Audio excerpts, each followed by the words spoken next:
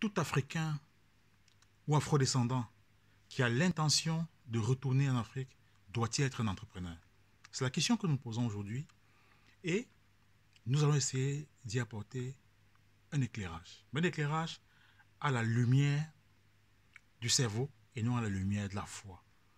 Parce que malheureusement, nous les Africains sommes tellement habitués à travailler, à réfléchir, à agir par les yeux de la foi que, bien malheureusement, dans plein de circonstances, on oublie et on n'a pas la grâce de bénéficier des lumières de l'esprit qui en réalité est la seule lumière qui devrait nous permettre de réveiller notre continent. Et c'est cette lumière que nous voulons apporter au travers de la petite réflexion que nous devons avoir tout de suite.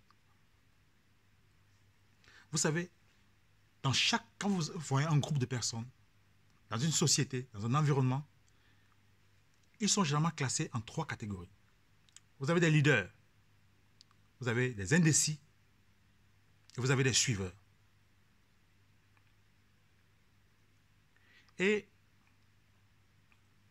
dans la diaspora africaine et afrodescendante, vous avez également ces 3 catégories d'individus dans la société qui sont intéressés par l'Afrique, qui ont marre de l'Europe, qui, comme nous l'avons déjà dit dans les vidéos précédentes, ont envie d'apporter quelque chose à leur continent, qui sentent qu'elles ont de la valeur ajoutée qu'elles veulent apporter à ce continent, qui sentent les opportunités qu'il y a sur le continent, qui ont des parents là-bas, qui ont envie d'agir là-bas, tout simplement, qui ont envie d'être utiles pour notre continent. Mais nous constatons que ce qui se vend aujourd'hui, ce qui est à la mode, c'est l'entrepreneuriat.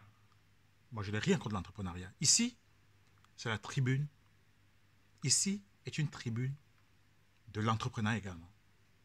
Mais c'est un entrepreneuriat qui doit être fait autrement, qui doit être fait justement à la lumière de l'intelligence, qui ne doit pas être fait avec les âmes, avec les ingrédients, avec les résidus de ce que nous ont laissé les colons et tous ceux qui nous ont dominés, nous ont obligés, qui font que de manière intuitive, de manière inconsciente, on prend des décisions tellement individuelles qu'on oublie que nous sommes dans un environnement qui doit être participatif.